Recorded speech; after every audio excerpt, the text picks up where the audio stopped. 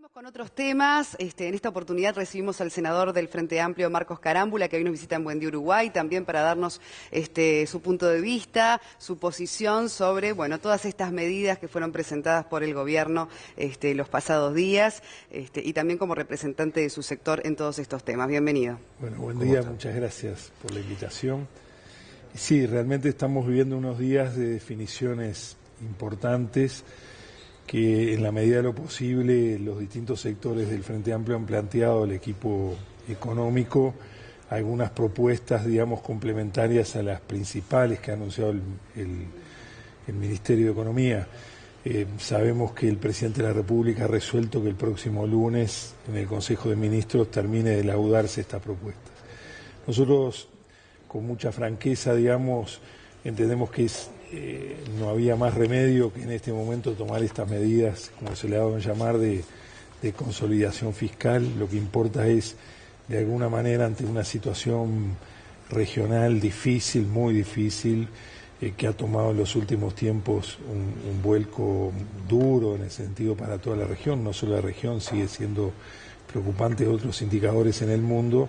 El Uruguay, que afortunadamente tiene una situación de fortaleza, sobre todo económicas y financieras, debe tomar medidas que impliquen contener el gasto, como ha planteado el Ministro de Economía, al mismo tiempo generar una fuente de ingresos que permita seguir con los programas principales. Para mí lo más importante es no dejar de ejecutar temas claves, el Sistema Nacional de Cuidados, el Sistema Nacional de Salud, los temas de la educación, la seguridad. Hemos visto, ustedes han informado ahora, todo el desafío que es la seguridad pública, y fundamentalmente no detenernos en los proyectos de infraestructura pública. Para nosotros, en estos tiempos, toda la inversión en obra pública, en particular en caminería, sigue siendo un tema central, ¿verdad? Es decir, entendemos que esos son los objetivos, entendemos que hay elementos a procurar mejorar, sobre todo lo que es el gravar el IRPF en los sectores. Tenemos que pensar fundamentalmente en los trabajadores, en profesionales jóvenes, en gente que ha ido accediendo a mejores salarios y que en la medida de lo posible las franjas que se graben sean más altas, ¿verdad? En eso compartimos con lo que se ha planteado. Más allá de profundizar en ese aspecto, que ya iremos a él, yo le quiero preguntar respecto a las formas, porque en ese día por la mañana había Consejo de Ministros y algo tituló el Presidente de la República. En el entorno del mediodía, el ministro Astori se reúne con los representantes de distintos sectores del Frente Amplio para adelantar las medidas, pero a las 3 de la tarde ya la está anunciando públicamente. ¿No ameritaba un poco más de diálogo dentro de la interna del Frente Amplio? ¿No siente que debieron tener más tiempo para procesarlo y discutirlo el tema? Bueno, en realidad yo creo, y lo ha explicado el propio Ministro de Economía, hubo una instancia a nivel de Consejo de Ministros, como usted lo dice. De inmediato se extendió esto a la dirección política del Frente Amplio, a los distintos sectores, y se abre una instancia de carácter parlamentario fundamentalmente porque viene el análisis de la rendición de cuentas, sí, y estas medidas tienen ese ámbito. Yo creo que se ha actuado con mucha transparencia, que siempre es lo más importante, ¿verdad? Explicando las razones, explicando la situación de la región, del país, y estas son las medidas. Yo no entro en calificar, porque me parece que en este sentido debemos ser lo más constructivos posibles. Y entonces creo que se ha actuado en el sentido de consultar a todos los sectores políticos. A mí me parece muy importante la consulta y la reunión con la Central de Trabajadores, con el PIT-CNT, movimiento sindical que ha mostrado una gran madurez, es decir, no solo escucha las propuestas, sino que hace toda una serie de planteos que muchos de esos nosotros los compartimos, procurando soluciones para evitar llegar a situaciones más extremas. Entonces se ha generado una instancia de diálogo, por lo que sabemos entonces el Consejo de Ministros este lunes va a resolver, y luego se abre la instancia que a nivel parlamentario estudiaremos lo que viene de la rendición de cuentas y este paquete de medidas, donde se abre también una instancia de posibles, digamos, diferentes soluciones que se han planteado que estarán en el debate, ¿no? Con respecto entonces a medidas concretas que se van a proponer desde el Secretariado del Frente Amplio, que ya en ese sentido como que unificó ciertos criterios, sí, ¿verdad? Sí. Efectivamente esto se va a plantear y hay esperanzas de que esas modificaciones realmente se logren llevar a cabo, modificaciones como planteábamos recién, que quede eximido de ese aumento del IRPF esa franja que abarca de los 33.000 pesos a los 50.000. ¿Cuáles son esas otras medidas que estarían...? Sí, uno es ese tema, el tema de las franjas. Hay una reflexión importante a hacer en lo general, ¿verdad? Lo que ha dicho el presidente de la República, el 70% de los trabajadores no van a tener modificaciones. También eso nos da una lectura. Todavía tenemos, a pesar de los incrementos salariales que se han dado en los últimos años, todavía hay un sector importante de trabajadores que nosotros entendemos debe seguir mejorando su salario, porque los salarios... El Uruguay ha tenido una gran conquista en los últimos años que ha sido la reducción de la pobreza. Para mí eso, junto con la reducción de la mortalidad infantil, son de los grandes resultados de estos 10 años. El haber bajado la pobreza de 30 y pico por ciento, que estamos hablando de 1 millón de uruguayos, a menos de un 10%, es un gran logro. Pero a su vez debemos pensar que el nivel de pobreza está muy vinculado al trabajo y al salario. Y por ende, si el salario no va acompañando los desafíos, corremos el riesgo de que lo logrado se pierda. Entonces, no perder lo logrado, defender lo conquistado, sobre todo los derechos conquistados por los trabajadores, al mismo tiempo esos trabajadores que afortunadamente han ido mejorando, calificados o profesionales jóvenes, defender ese ingreso. Pero usted mismo decía, el salario no puede ser variable de ajuste, lo decía el año pasado, ¿no? Entonces, cuando surgen este tipo de medidas... Seguimos pensando que el salario es lo más importante, pero no solo para el trabajador, sino para todo el dinamismo de la sociedad, lo que implica el trabajador de la construcción o el trabajador de cada una de las áreas que implican desarrollo de infraestructura. Eso para nosotros es fundamental. Por eso que estamos planteando que el salario sea, de alguna manera, el incremento del IRPF sea a partir de franjas superiores a las que se está planteando. Y el otro tema importante es el tema de las deducciones. Es decir, se plantea en estas propuestas un tope de la deducción para saber, es decir, lo que hoy el trabajador no descuente IRPF en la medida que está un pago de alquiler o la salud o otras cuestiones que se consideran las deducciones o los hijos que tienen. Si le fijamos un tope a esa deducción del 8%, eso hace correr el riesgo de que el IRPF afecte a otro grupo de trabajadores que no es la intención de que sean afectados. Entonces, esos dos temas son los temas centrales en materia del trabajo. Al mismo tiempo, nosotros seguimos insistiendo que hay áreas, sobre todo a la renta del capital importante, significativo. Del capital hablamos que debe seguirse pensando sobre todo lo que es la modificación del IRAE. Estos 10 años que pasaron mostraron que el país ha tenido una gran inversión y eso para mí es lo fundamental y hay que defenderlo. Pero han tenido una gran inversión y al mismo tiempo con derechos de los trabajadores muy importantes conquistados. O sea que no hay incompatibilidad en defender la inversión con defender las conquistas de los trabajadores. Por eso que estamos planteando que el IRAE, que es el impuesto a la renta alta, tenga ahí digamos el mayor acento a los efectos de contemplar este tema. Hay otras medidas que ha planteado el gobierno que nos parecen interesantes, sin tocar los derechos también, pero tienen que ver con la caja militar, cuando se aportan 400 millones de dólares, a veces más, anualmente. Bueno, habrá que ver de qué manera, contemplando los derechos adquiridos, se puede ir de allí llegando a esa solución del equilibrio fiscal que es imprescindible. Vamos a darle paso a Cristian, que también tiene otra consulta para hacerle, senador. Buenos días al senador Carámbula. Obviamente el panorama en la región no es el mismo que el de hace algunos años y en ese sentido el gobierno también tiene que amortizar pérdidas que se han generado en los entes en los últimos años. Usted hablaba recién de datos que hacen a la seguridad social, por ejemplo, con la caja militar, pero en los encuentros que ha tenido el ministro Story con la bancada Frente Amplista, ¿no se ha hablado de rever el gasto público en general por encima de la seguridad social? Sí, sin duda, el tema del gasto público y hay una serie de medidas que se plantean desde el punto de vista del gasto público, de ordenar y hacer cada vez más eficaz la gestión, El gasto público, y eso lo ha dicho el ministro y nosotros lo compartimos, no puede tocar temas centrales, ¿verdad? Nosotros avanzamos en este mes ahora, va a terminar de incorporarse prácticamente la totalidad de los jubilados al Sistema Nacional de Salud. Ese es un gran esfuerzo que hace el Uruguay, no puede tocarse. Tenemos que mejorar en la eficacia del sistema de salud. Nosotros somos los primeros en asumir que todavía hay mucho a corregir en materia de salud. El gasto en educación no se puede tocar, el gasto público comprometido con los docentes de inversión, de infraestructura educativa no se puede tocar. No se puede tocar, y este es un desafío enorme como sociedad, tenemos que es el sistema de cuidados. Hace pocos días todos nos vimos conmovidos por lo que fue la situación de un hogar de ancianos. Fíjense que en los hogares de ancianos hay actualmente alrededor de 12.000 personas adultas mayores, pero en el universo del país son 400.000 personas mayores de 65 años. Es decir, ahí hay un desafío que es el cuidado del adulto mayor, que es cada vez más, es más el volumen de adultos mayores con respecto a la población activa, es de una relación de 1 a 1 de cuidados, y esto va a ser todavía mayor, porque es un país que afortunadamente prolonga su expectativa de vida. Entonces, el Sistema Nacional de Cuidados, que es adulto mayor, estamos viendo los temas de rehabilitación de las personas con discapacidad, para dar otro ejemplo que hemos seguido de cerca en estos días, lo que tiene que ver con la rehabilitación de las personas no videntes. Entonces, esos temas de gasto público no se pueden tocar. Pero habrá otros.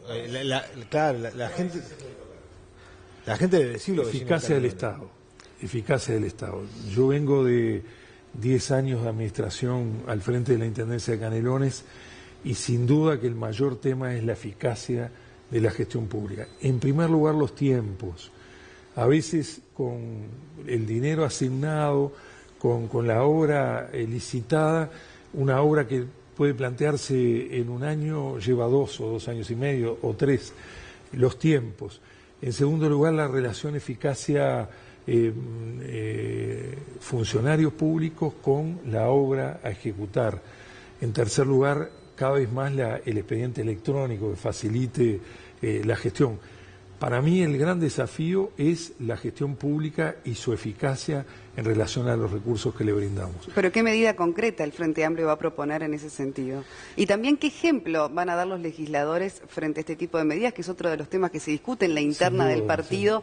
Sí. ¿Hasta qué punto también los legisladores deben mostrar el sacrificio que en definitiva le piden a la gente? Sin duda. Y ayer nosotros veíamos en la bancada nuestra del Senado del Frente Amplio la necesidad de todo punto de vista instrumentar para seguir profundizando en la mayor austeridad del gasto. Más allá de lo que significa, y yo comprendo y entiendo lo que la población plantea con respecto a los sueldos de los legisladores, son sueldos votados previamente a cada gestión, no significan en sí mismo un porcentaje significativo para lo que es los gastos públicos, pero de cualquier manera nosotros compartimos que cuanto mayor austeridad haya en esto, es también un aporte a una gestión transparente, es decir, que los gastos estén claros, y en segundo lugar, austera.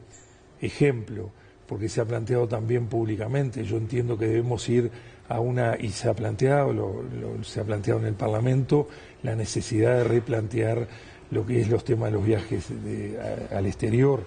El Uruguay tiene que estar representado, son organismos internacionales, pero en ese caso con la mayor austeridad posible, que tenga la representación, pero ajustar también ese sentido. Es decir, yo creo que el Uruguay entero, desde el punto de vista del gasto público, tiene que tener una decisión de austeridad, y en ese sentido nosotros compartimos las medidas que ya se van tomando. Debió o debe ser siempre así, ¿no? Que el Estado sea austero en cuanto a sus propios gastos para generar beneficio en toda la sociedad. Ahora, la oposición habla de despilfarro en la anterior administración. Término que cómo le cae a usted. No, yo no estoy de acuerdo. No estoy de acuerdo porque en 10 años nosotros, por ejemplo, voy a hablar de las empresas públicas. Nosotros cambiamos la matriz energética del país. ¿Cuánto vale que hoy, en estos tiempos, justamente el Uruguay tenga en estos días el 97% de la electricidad de todo lo que tenemos aquí y en las casas de energía renovable? ¿Cuánto de soberanía es haber tenido esa inversión que asciende a los 6.000 millones de dólares entre la UTE, ANCAP y las... Bueno, pero hablemos de los otros ejemplos, ¿no? Bueno, de la incorporación de miles de empleados a la administración pública, del tema ANCAP, del tema... Es decir, en ese sentido, lógicamente refiere la oposición. A lo que voy es que cuando se habla de despilfarro o de década perdida, hay que valorar lo que se hizo en materia de... porque fíjense lo que es la soberanía en la eficiencia energética. El Uruguay no hace mucho, yo soy viejo, pero vivía dependiente si llovía, si no llovía. Claro, sí, si eso nadie si lo cuestiona, ¿no? Esa es una inversión de 6.000 millones de dólares. Pero la tarifa de UTE subió, eso también después generó, sí, cómo no, pero déjenme seguir de alguna manera explicitando. Cuando se habla de Antel, y voy a hablar de ANCAP también, cuando se habla de Antel, se desconoce o no se enfatiza que hoy prácticamente el Uruguay entero está conectado con la fibra óptica. Para darles un ejemplo, los niños entre cuarto y sexto año de escuela pública urbana con fibra óptica, el 91% de los niños están estudiando inglés a través del sistema Ceibal. Pero aparte de eso, lo que implica el Uruguay entero comunicado, la inauguración del data center ahora nos pone al Uruguay en materia de almacenamiento de datos al mejor nivel de las comunicaciones. Esos son décadas ganadas.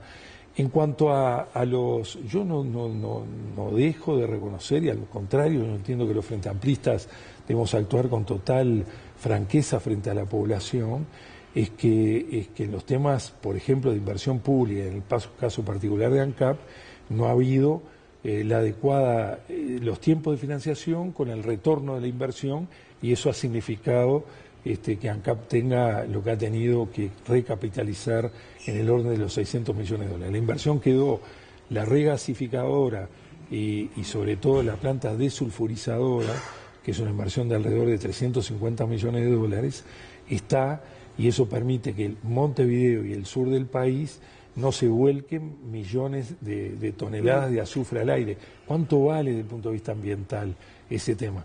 Ustedes me dirán con razón que el tiempo de la inversión y del tiempo de la ¿Pero financiación... justifica con la inversión el déficit de ANCAP? La planta desulfurizadora... ¿Únicamente con las inversiones realizadas? Las inversiones en ese sentido valen la pena, porque hoy tenemos una planta que no solo el tema ambiental, sino el adaptarnos a las exigencias en materia de consumo de combustibles, que era imprescindible. Hacía más de 30 años que no se invertía en ANCAP. Le doy otro ejemplo.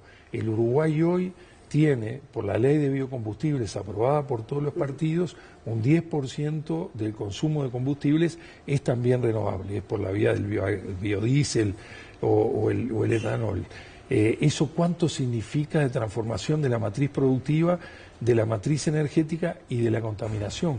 Cuando nos planteamos todo el tema del desafío del cambio climático, el haber cambiado al 10% los biocombustibles genera que el país deje de emitir al aire un volumen muy importante de derivados de entenderá, las medidas planteadas por Astori hacen referencia a un ajuste fiscal asumido por la población, por los trabajadores, con el incremento del IRPF, en fin, ese tipo de detalles.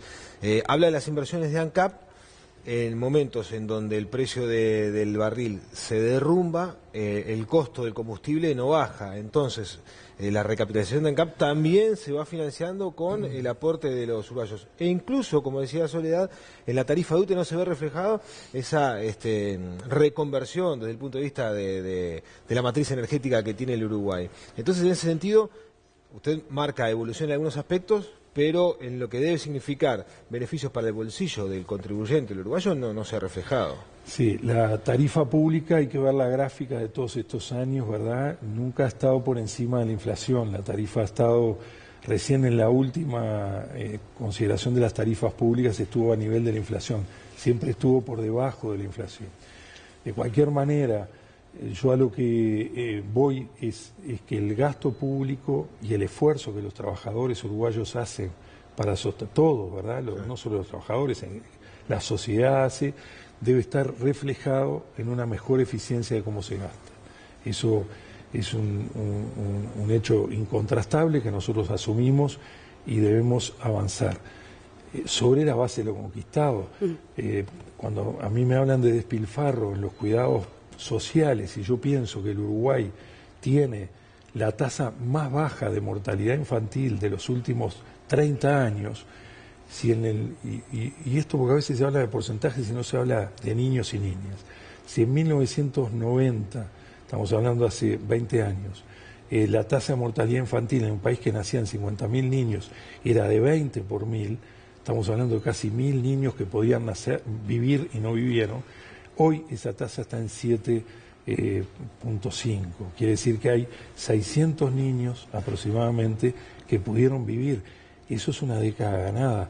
Por cierto, ¿esto justifica los errores? No, los errores hay que corregirlos, pero debemos mirar en su totalidad y hacer un balance como corresponde, con total transparencia y autocrítica. Yo creo que el Frente Amplio debe tener siempre presente lo que debe corregir sobre la base de lo hecho. Por último, y para volver al tema del ajuste, a veces cuando el anuncio de las medidas tiene que ver con eso, ¿no? Como usted decía, el 70% de la población no se vería afectado por esta medida. Me pregunto, porque lo unen también con el buen momento de las inversiones y todo lo que las inversiones a nuestro país benefician. ¿No somos acaso también para inversiones mano de obra barata? Si el 70% de la población está recibiendo un salario inferior a estas franjas que van a ser... Sí, el tema es así. Yo soy el primero en reconocer, como lo dije además, de que el salario tiene que seguir incrementándose. En estos 10 años el salario real creció en términos promedios, el salario real un 42%.